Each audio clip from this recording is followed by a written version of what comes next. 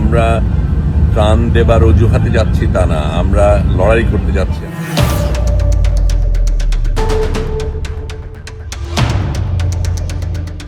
যুক্তরাষ্ট্র আর ইসরায়েলের বিরুদ্ধে সর্বাত্মক যুদ্ধে জড়িয়েছে ইরান।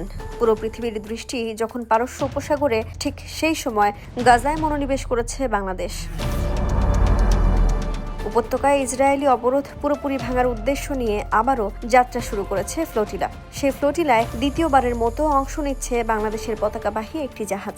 সম্প্রতি প্রধানমন্ত্রী তারেক রহমানের সঙ্গে দেখা করার পর সাংবাদিকদের এই তথ্য জানান আলোকচিত্রী শহীদুল আলম।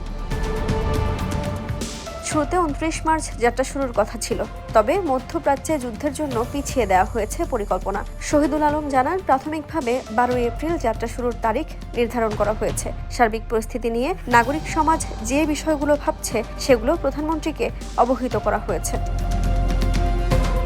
গেল বছর প্রথমবারের মতো গাজামুখী নৌবহরে অংশ নেয় বাংলাদেশ। প্রখ্যাত এই আলোকচিত্রীর দাবি, সে সময়েও এই উদ্যোগকে সমর্থন জানিয়েছিলেন তারেক রহমান। আর পরিকল্পনা বাস্তবায়নে জোরালো ভূমিকা রাখেন তৎকালীন অন্তর্বর্তী সরকার প্রধান ডক্টর মোহাম্মদ ইউনূস। এবারের বাংলাদেশি পতাকাবাহী জাহাজকে কিভাবে সহায়তা করা যায় তা নিয়ে আলাপ করেছেন প্রধানমন্ত্রী। তবে বাংলাদেশ থেকে এবার কতজন ফ্লোটিলায় অংশ নিচ্ছেন সে বিষয়ে জানা যায়নি। সাংবাদিকদের প্রশ্নের জবাবে শহীদুল আলম বলেন, প্রক্রিয়াটি জটিল, কারণ আন্তর্জাতিক একটি পদ্ধতির মাধ্যমে প্রতিনিধি বাছাই করা হয়, আর যে কেউ এতে অংশ নিতে পারেন। তবে দক্ষতা ও নিরাপত্তার বিষয়গুলো বিবেচনায় আনা হয়। এবার লাল সবুজের পতাকাবাহী জাহাজ গাজায় গিয়ে অবরোধ ভাঙার মিছিলে অংশ নেবে, এ বিষয়টি নিশ্চিত। আমলাতান্ত্রিক জটিলতা কমানোর বিষয়েও আশ্বাস মিলেছে প্রধানমন্ত্রী তারেক রহমানের পক্ষ থেকে। গেল বছরের অক্টোবরে উপত্যকা অভিমুখে নৌযাত্রা শুরু করে ফ্রিডম ফ্লোটিলা কোয়ালিয়েশন নামের একটি বৈশ্বিক প্ল্যাটফর্ম। লক্ষ্য ছিল ফিলিস্তিনে ইসরায়েলের নৃশংসতা বন্ধ এবং গাজায় ইসরায়েলি নৌ অবরোধ ভাঙার প্রত্যয়।